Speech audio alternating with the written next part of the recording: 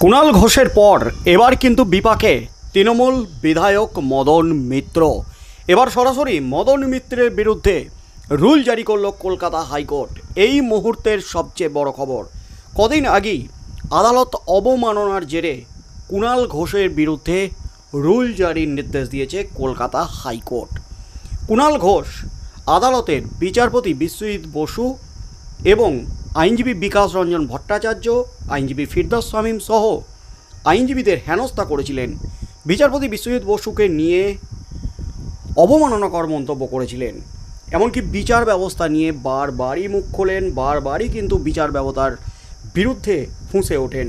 তৃণমূলের বিরুদ্ধে, শাসক দলের বিরুদ্ধে কোনো মামলা গেলেই, কোনো মামলার রায় গেলেই ফুঁসে ওঠেন কুণাল ঘোষ।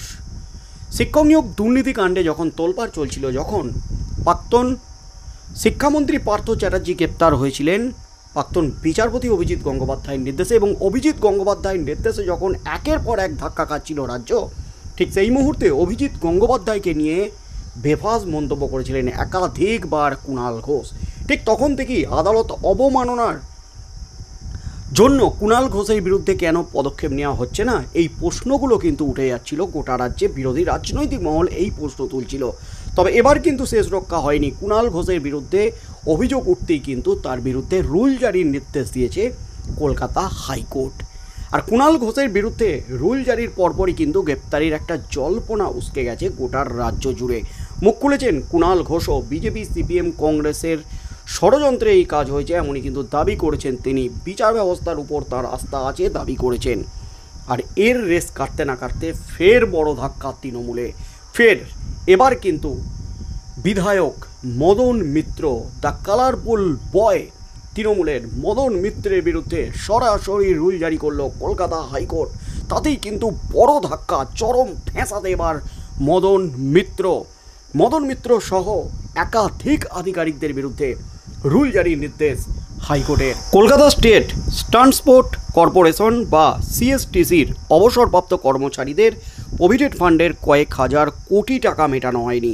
এই নিয়ে মামলায় তৃণমূল বিধায়ক তথা সিএসটিসির এমপ্লয়িজ প্রভিডেন্ট ফান্ড ট্রাস্টের চেয়ারম্যান মদন মিত্র সহ কয়েকজনের বিরুদ্ধে রুল জারি করল কলকাতা হাইকোর্ট। বিচারপতি অরিন্দম মুখোপাধ্যায়ের সিঙ্গেল বেঞ্চ এই রুল জারির নির্দেশ দিয়েছে। মদন মিত্র সহ রাজ্যের অর্থ সচিব, সিএসটিসির চিফ ম্যানেজিং ডিরেক্টরকে আগামী 4 জুলাই হাইকোর্টে সশরীরে হাজিরা হওয়ার নির্দেশ দিয়েছে বিচারপতি। আদালতের নির্দেশ সত্ত্বেও অবসরপ্রাপ্ত কর্মচারীদের ন্যায্য পাওনা কেন মেটানো হয়নি, আদালতে তা জানাতে হবে বলে বিচারপতি নির্দেশ দিয়েছেন। কেন তাদের বিরুদ্ধে পদক্ষেপ করা হবে না, কেন গ্রেপ্তার করা হবে না, তার ব্যাখ্যা দিতে হবে মদন মিত্রদের। সিএসটিসির কর্মচারীদের জন্য এমপ্লয়িজ প্রভিডেন্ট ফান্ড ট্রাস্ট রয়েছে, যেখানে প্রত্যেক মাসে কর্মচারীদের বেতনের একটা অংশ কেটে রাখা হয়, যাতে অবসরের পর এর সুবিধা পান কর্মচারীরা। কিন্তু সিএসটিসির অবসরপ্রাপ্ত কর্মচারীদের যে অভিযোগ, অবসরের পর প্রভিডেন্ট ফান্ডের টাকা পাচ্ছেন না তারা। গত বছর এই নিয়ে কলকাতা হাইকোর্টে মামলা দায়ের হয়। গত বছরের জুলাইয়ে হাইকোর্ট প্রভিডেন্ট ফান্ডের টাকা মিটিয়ে দেওয়ার নির্দেশ দেন। আদালতের নির্দেশ সত্ত্বেও প্রভিডেন্ট ফান্ডের টাকা না পাওয়ায় গত বছরের ডিসেম্বরে আদালত অবমাননার মামলা দায়ের হয়। অর্থাৎ আদালতের নির্দেশ দেওয়ার পরপরও কিন্তু প্রভিডেন্ট ফান্ডের টাকা মেটাতে কোনো পদক্ষেপ করেনি সিএসটিসি এবং যার chairman Madan Mitra provident fund ট্রাস্টের। তাই এবার একাধিকবার মামলার শুনানি হয়েছে। এই মামলার শুনানিতে বিচারপতি অরিন্দম মুখোপাধ্যায় জানতে চান কেন এখনও অবসরপ্রাপ্ত কর্মচারীদের প্রভিডেন্ট ফান্ডের টাকা মেটানো হয়নি। এরপরই মদন মিত্র সহ 3 জনের বিরুদ্ধে রুল জারি করে আদালত। এই মামলার পরবর্তী শুনানি হতে চলেছে আগামী 4 জুলাই। ওই দিন মদন মিত্র এবং 2 আধিকারিককে আদালতে হাজির হয়ে জানাতে হবে কেন তাদের বিরুদ্ধে পদক্ষেপ করা হবে না, কেন তাদের বিরুদ্ধে গ্রেপ্তার পরোয়ানা জারি করা হবে না। এখন থাকার হাইকোর্টে ওই 3 জন কী ব্যাখ্যা দেন। একেবারে বড় ধাক্কা মদন মিত্রের। তৃণমূল বিধায়ক মদন মিত্র একাধিক বেফাঁস মন্তব্য করে বারবার সংবাদ শিরোনামে উঠে আসেন। এবার কিন্তু সরাসরি পড়লেন বড় সড় বিপদে। আদালতের নির্দেশকে অমান্য, আদালতের নির্দেশকে কার্যত বুড়ো আঙুল মদন মিত্রের। তাই আদালতের নির্দেশ মেনে প্রভিডেন্ট ফান্ডের টাকা না মেটানোয়, কর্মচারীদের প্রাপ্য অধিকার, প্রাপ্য টাকা না মেটানোয় এবার কিন্তু সরাসরি রুল জারির নির্দেশ দিলেন বিচারপতি।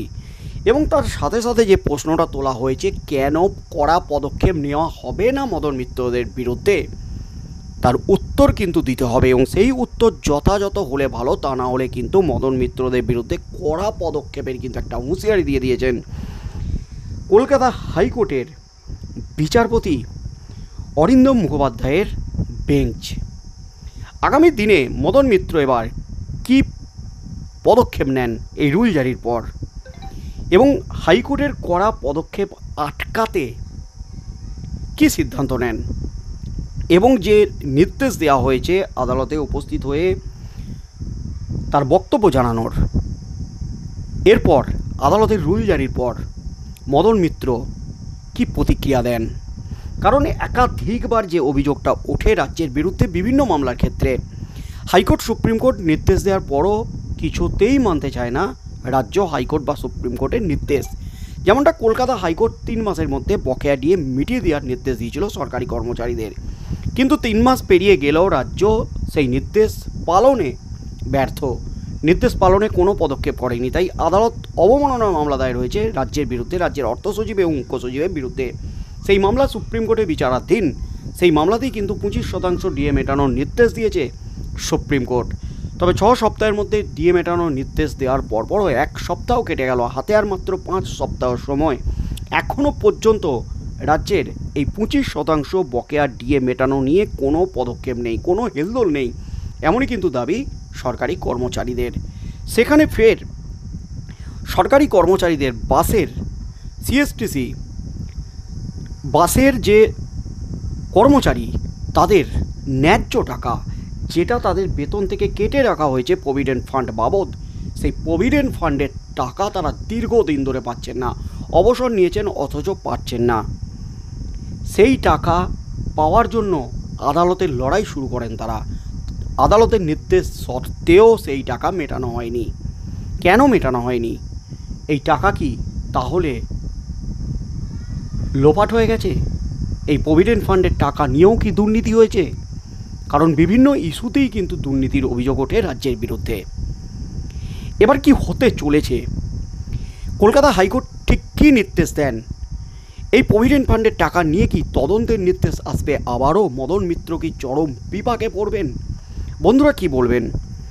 একদিকে যেমন বকেয়া ডিএ বা অন্যান্য সংস্থার কর্মচারীদের, সরকারি কর্মচারীদের বকেয়া নিয়ে রাজ্যের যে টাল বাহানা, দীর্ঘদিন ধরে বকেয়া মেটায় নেই রাজ্য, সেরকমই কিন্তু সরকারি বাস পরিষেবা সিএসটিসির প্রভিডেন্ট ফান্ডের যে টাকা, কর্মচারীদের নিজেদের প্রাপ্য টাকা, নিজেদের বেতন থেকে কেটে রেখেছে টাকা, সেই টাকা রাজ্য মেটাচ্ছে না কর্মচারীদের। মদন মিত্রের বিরুদ্ধে এবং আধিকারিকদের বিরুদ্ধে রুল জারির নির্দেশ। বন্ধুরা কি বলবেন? কি পদক্ষেপ নেওয়া উচিত হাইকোর্টের এই প্রভিডেন্ট ফান্ডের টাকা যাতে রাজ্য তড়িঘড়ি মিটিয়ে দেয়? বন্ধুরা আপনাদের মতামত অবশ্যই আমাদের কমেন্ট বক্সে কমেন্ট করে জানান। কি হতে চলেছে আগামী দিনে, সেদিকেই চোখ থাকবে গোটা রাজ্যের।